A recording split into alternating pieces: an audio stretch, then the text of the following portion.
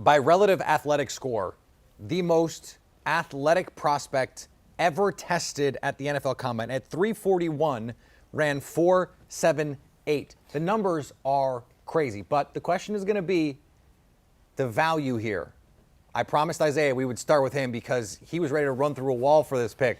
Why do you like this for Philadelphia? Well, they knew who was going to pick after them. If they didn't come up and take this pick, he was going to go to the Baltimore Ravens. Not even a question about it, right? We just talked about it. Jordan Davis is an absolute beast. We just talked about how much of a physical specimen he is. These guys just aren't born. These guys are created, right? 6'6", 340 pounds, running 4.7. We just talked about a safety that ran a 4.7. This dude ran a 4.7 at 340 pounds. And then you get the opportunity to not only to take his physical specimen and plug him into the system, but who does he get to play next to? Fletcher Cox. Fletcher Cox is one of the most dominant defensive linemen of our last decade, right? So not only do you bring Fletcher Cox back, re-sign him, you're in the NFC East. Now Fletcher Cox gets to mentor this young man, and you want to talk about taking away an aspect of a game. We talked about being able to bring in a cornerback that can kind of negate one side of the field. Well, you talk about taking away the run game in the NFC East. This is absolutely a dominant chess move that these guys just put. You got to now come up as an offensive lineman and say, hey, I got to block you in the one gap, Jordan Davis, and I got to worry about Fletcher Cox. Both of you guys can consume two guys at a time. What the heck do we do? Croc, we'll get to you in just a second. We have Gino Camilleri from Locked On Eagles, and Kai is with him right now. Gino, we have to check in with you because obviously, as Isaiah just alluded to, this is a place where you're adding to your own strengths, but then within the division, they're attacking these offensive lines, right? So how big of an addition defensively this for the Eagles?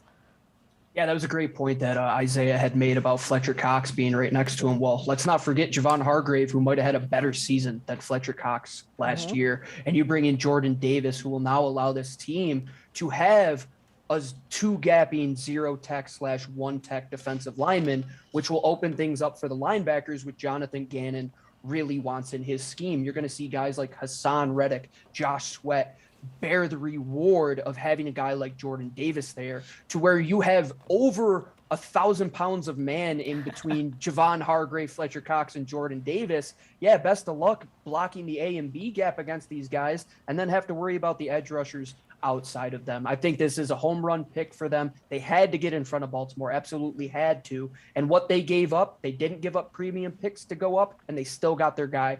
I think it's an A-plus pick for this team all day long. A lot of big guys, but they're fast too, right? So that makes them doubly scary. Obviously, they traded up. They're being aggressive. They're getting the guy that they want, but they still have another pick coming up as well at 18. What do you think they'll try to do there? So the pass catchers kind of came off the board a little quicker than most had expected. I think that Trent McDuffie more than likely would be the pick. They have to go secondary at some point. And with the two guys going quick, and Ahmad Sauce Gardner and Derek Stingley, they're now on to plan B. And they so badly have holes in the safety position, at the second cornerback position as well. I think they go there, and I think they keep going with this all-defensive mindset where Jonathan Gannon, defensive coordinator there, is going to now be able to play more inside of his scheme, where he was more getting the Jim Schwartz's guys out of there, where they played more even style fronts. It's going to be a chessboard for what they do up front, but they also need guys on the back end. I think they go secondary, whoever is the best corner available. And hey, Kyle Hamilton still hasn't been picked yet, so we'll see. Wouldn't be a bad pick there. Well, I'll keep an eye on it. We'll check back with you very soon because they're on the clock at 18 right now. The Ravens are on the clock, so we will check in with them. Peter, who do you guys have going next? Well, Baltimore has plenty of options, but one fewer option for there was Jordan Davis. There was a lot of discussion with Jordan Davis around positional value at the nose. Mm-hmm. I think Isaiah just made a pretty compelling case, but you are also someone who values the numbers and the analytics, and pass rush is still king because passing is still king. Where do you think someone like Jordan Davis, from a modern value standpoint, slides in?